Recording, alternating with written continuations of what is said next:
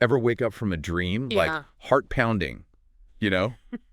Totally freaked out. Like you just barely escaped some crazy danger. Oh, yeah, absolutely. It makes you wonder, like, why do our brains even do that? Like, why are they making these bizarre, Right. often terrifying scenarios every night when we sleep? Yeah, it's a good question. So today we're going to deep dive into this theory, this scientific theory that tries to explain it. Okay. And it all comes down to, like, survival, believe it or not. Interesting. I'm intrigued. Lay it on me. Okay, so we're talking about a research paper called The Reinterpretation of Dreams, an evolutionary hypothesis of the function of dreaming. Okay. And the first thing that really jumped out at me when I was reading this was this idea that dreaming is like a realistic simulation, like almost like a virtual reality That's right. experience for your brain. Exactly. Yeah, when you dream, your brain isn't just passively replaying memories, it's actively constructing a detailed, immersive experience. So it's not just like a highlight reel. No, No. no, it's much more than that. Okay, so there's actually evidence to back this up, Oh, yeah, definitely. not just some theory someone came up with after one too many espressos. Right, it's not just an espresso dream. There's actually a condition called REM sleep behavior disorder. Hmm. And this is where the mechanism that normally paralyzes your muscles during dreaming malfunctions. So people actually act out their dreams, sometimes quite dramatically. Wait, hold on. So they're like jumping out of bed, fighting invisible ninjas? Yeah, sometimes. It can be pretty intense. That sounds intense. Yeah. There was a study, and they found cases where people have punched, kicked, even yelled in their sleep, all while responding to what's happening in their dream. Wow. The fascinating thing is, their brains aren't making a distinction between the dream and reality. It's like their motor cortex. The part of the brain that controls movement is convinced it's all really happening. So to their brain, it's real. Yeah, essentially. Okay, so our brains think we're actually experiencing whatever crazy stuff is going on in our dreams. Right. Here's the million-dollar question. Right. Why would our brains evolve to do this? Yeah. What's the evolutionary advantage of having these hyper-realistic, often scary simulations playing out in our heads every single night? That's where this theory gets really, really interesting. The researchers propose that dreams are specialized for simulating threats.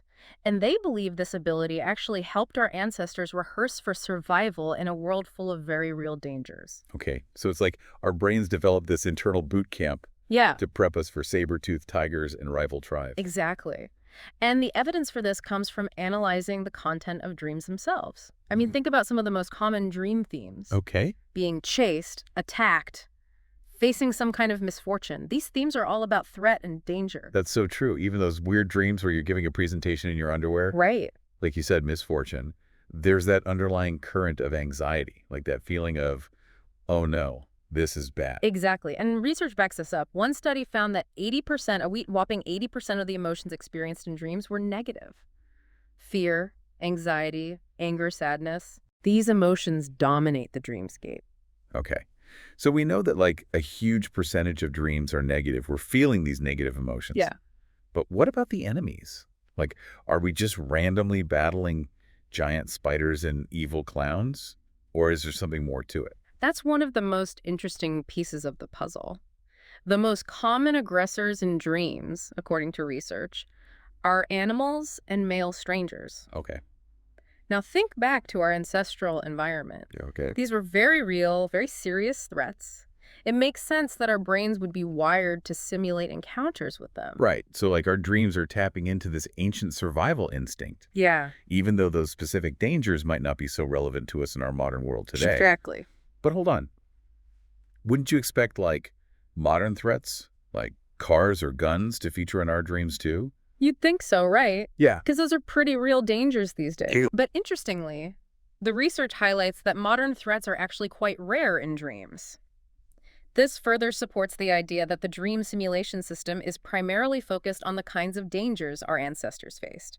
So our dreams are like a time capsule, giving us a glimpse into the fears and anxieties of our evolutionary past. I like that. Yeah, it's like our brains are stuck in the Stone Age, even though we're living in a world of smartphones and self-driving cars. Exactly. So that's interesting. So we've got these ancient threats, Yeah. but then what about all of our current anxieties? Ah.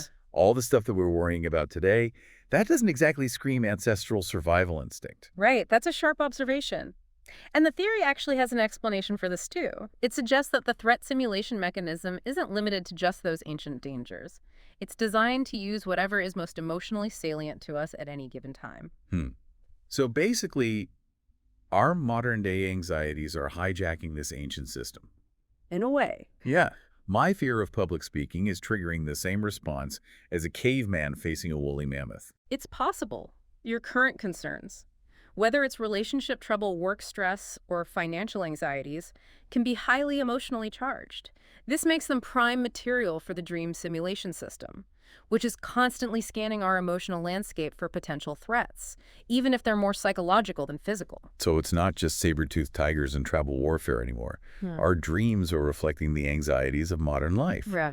even if the underlying mechanisms evolved for a very different world. Exactly. It's kind of wild to think about. Yeah, it is. Okay, so to illustrate this point, the researchers use a really powerful analogy. Okay. They compare the dream simulation system to something we're all familiar with, the immune system.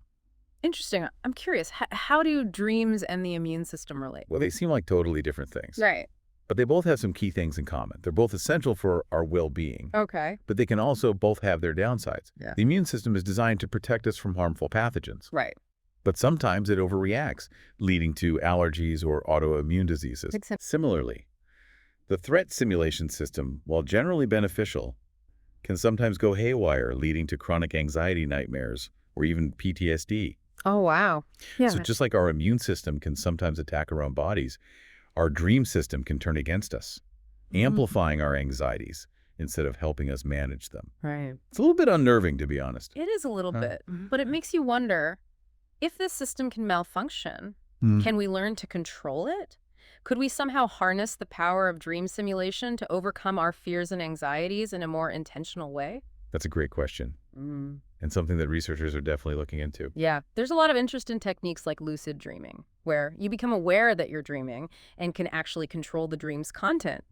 Imagine being able to confront your fears in a safe dream environment Wow. and rewire your responses to those anxieties. That would be incredible. It would. Okay, so this deep dive has really opened my eyes to a whole new way of thinking about what's going on in our heads when we sleep. It's a fascinating area of research. It is. And there's one final piece of this puzzle that I think is worth pondering. Okay.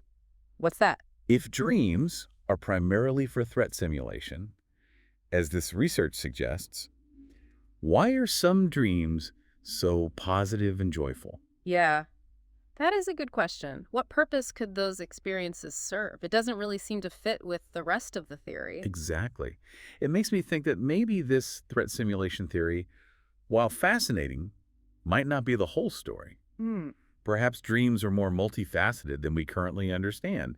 Maybe they're not just about simulating threats, but also about exploring possibilities, processing emotions, and even fostering creativity and resilience. Yeah, it's definitely something to think about. Maybe those positive dream experiences are a key to unlocking the true potential of dreams and their role in our mental and emotional well-being. That's a great point. Yeah. We're definitely going to have to dig into that more. Yeah, let's do it. So funny, we were just talking about all this serious, scary stuff in dreams, Yeah. threat simulations, nightmares, ancient dangers. Right. But sometimes dreams can be so positive. Oh, yeah. So joyful. It makes you wonder if there's more to this whole dream thing than just like preparing for the worst.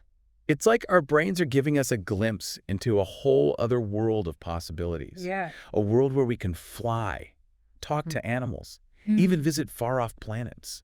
It's no wonder that dreams have inspired artists, writers, musicians for centuries.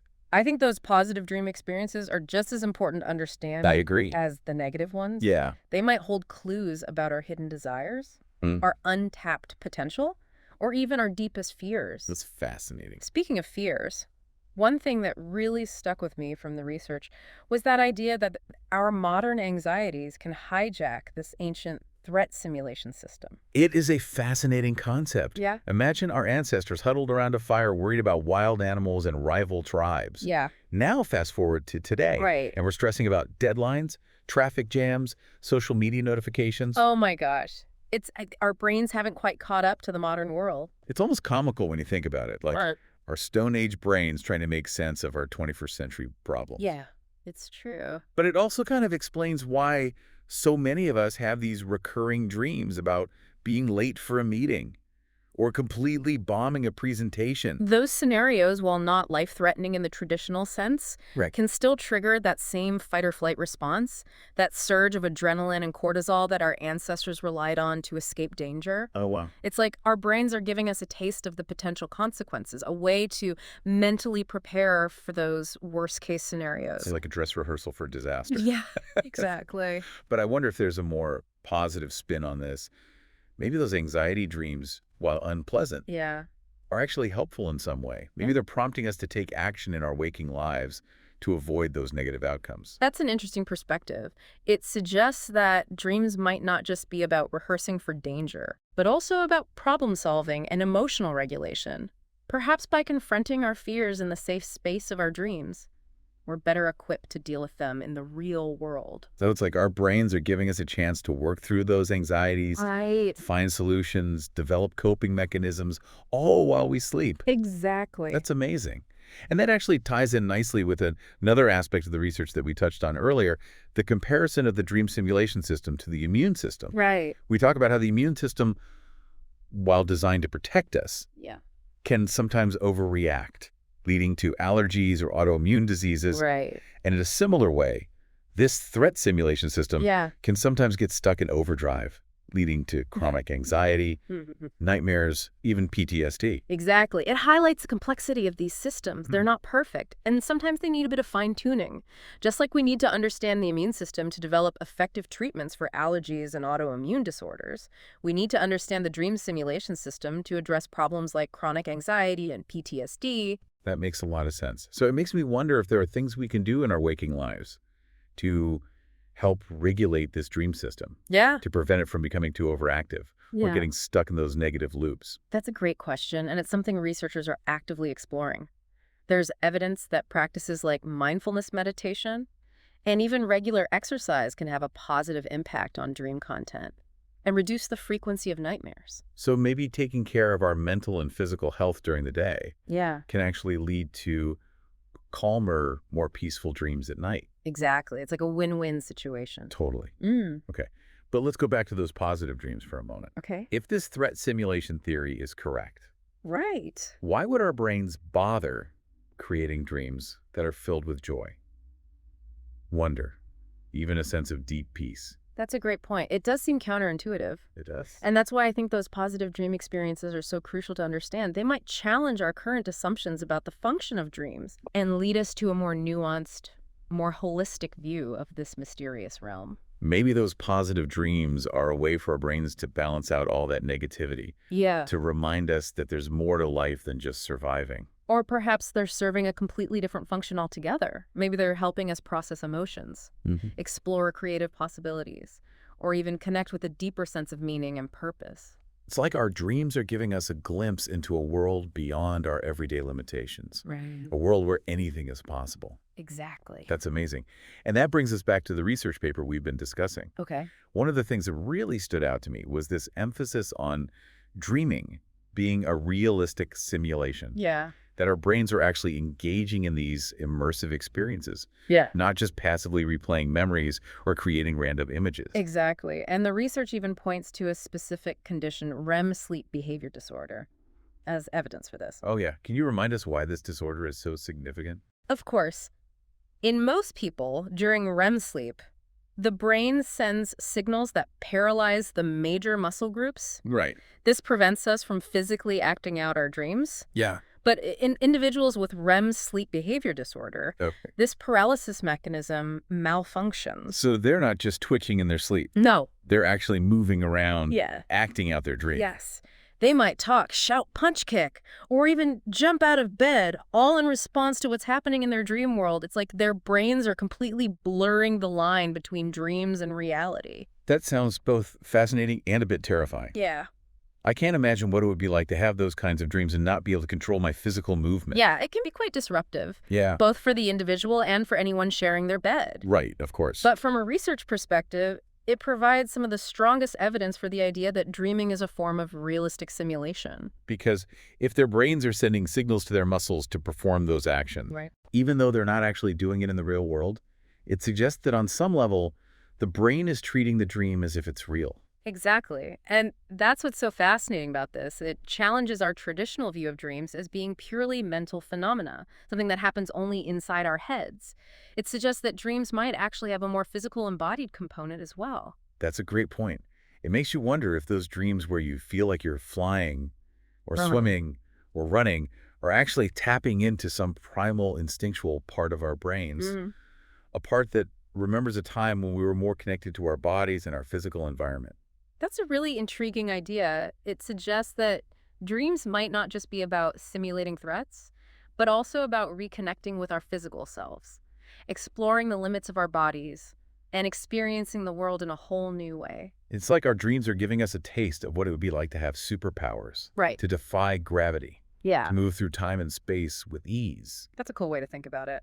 And maybe that's part of the appeal of dreams, that sense of freedom and possibility that we often lose sight of in our everyday lives. It's certainly a captivating thought. And it makes me wonder if there are ways we can tap into that sense of possibility in our waking lives, Mm, to bring a bit more of that dream magic into our everyday experiences. Perhaps practices like dance yoga or martial arts, which emphasize body awareness and movement, could be a way to bridge that gap between the physicality of our dreams and the constraints of our waking reality. It's like we're trying to find ways to make our bodies as fluid and expressive as our minds are in the dream world. Exactly. And maybe that's the key to unlocking the true potential of dreams, to integrate the lessons we learn in the dreamscape into our waking lives, to allow those experiences to shape our perceptions, our behaviors, and even our sense of who we are. That's beautiful. But before we get too carried away by the potential of dreams, let's bring things back down to earth for a moment and talk about the more practical scientific side of things. All right. It's important to remember that the study of dreams is still a relatively young field, Right. and there's much we don't yet understand about the complex interplay of brain activity, neurochemicals, and psychological factors that give rise to these nightly experiences. It's true. We've been focusing on one particular theory, the idea that dreams function as a threat simulation system. Right. But it's important to acknowledge that this is just one perspective among many. There are other theories out there that propose different functions for dreams, such as memory consolidation, emotional processing, or even creative problem solving. And it's likely that the truth lies somewhere in the intersection of these different perspectives. Dreams are multifaceted phenomena, and they probably serve multiple purposes simultaneously. It's like trying to understand a vast, intricate tapestry by looking at just one thread. Right. Each theory provides a valuable piece of the puzzle, but it's only by considering them all together that we can begin to appreciate the full complexity and beauty of the picture. That's a great analogy. And it highlights the importance of staying open-minded and curious. As we continue to explore the mysteries of dreaming, we need to be willing to challenge our assumptions, to consider different perspectives, and to embrace the unknown. And most importantly, we need to pay attention to our own dreams. Yeah. Listen to the stories they're telling us, and allow those experiences to guide us on our journey of self-discovery. Yeah. You know, it's amazing to think about something as ordinary as dreaming is still such a mystery. Yeah. Like we spend a third of our lives asleep, It's wild. Right. and we're only just starting to figure out what's really going on. Totally. Huh. For centuries, dreams have been this source of fascination and speculation, even fear. Right. But now, with all the advances in neuroscience and sleep research, Yeah. we're finally getting some answers. Like we're Hmm. actually starting to unravel some of the secrets of the dreaming brain. And one of the most interesting things we've learned is the dreams aren't just random neural firings or like these passive replays of memories. Right? They're these active, immersive experiences Yeah. that engage multiple brain regions, and they can have a real impact on our waking lives. Totally. And as we've talked about, one of the leading theories is that dreams function as a threat simulation system, Right. helping us prepare for and cope with potential dangers, Mhm. both ancient and modern. Well, we've also talked about the idea that dreams might serve other purposes as well. Yeah. Like processing emotions, Yeah. fostering creativity, Yeah. or even helping us connect with a deeper sense of meaning and purpose. Exactly. Yeah. It's likely that dreams are multifaceted, like they're serving multiple functions all at the same time. It's crazy. It is. And as we dig deeper into the neuroscience, we're going to uncover even more surprising and intriguing insights. For sure. I'm super fascinated by the idea that dreams can be this source of inspiration Oh, yeah. and creativity. Me too. I mean, think of all the artists, writers, and musicians who have said that their dreams spark their most innovative ideas. It's incredible. It's like our dreams tap into this creative potential that we can't access when we're awake? Right. Maybe. If we pay more attention to our dreams and really engage with them in a more deliberate way, Yeah. we could unlock new levels of creativity in our own lives. I love that idea. Like, our dreams give us this glimpse into a world where literally anything is possible, where the boundaries of logic and reason are blurred, Totally. and where our imaginations can just run wild. Exactly. And maybe that's one of the most important lessons we can learn from dreams, to just embrace the power of possibility, Yeah. challenge our assumptions about what's real and what's not, and allow our imaginations to lead us to these new and unexpected places. I love it. Okay. So as we wrap up this deep dive into dream simulation theory, Okay. I want to leave our listeners with a few key takeaways. Sounds good. First, I think it's important to remember that dreams aren't just meaningless. Right. They're this valuable window into our inner world. I agree. They offer insights into our fears, Yes. our desires, Yeah. and our potential. Totally.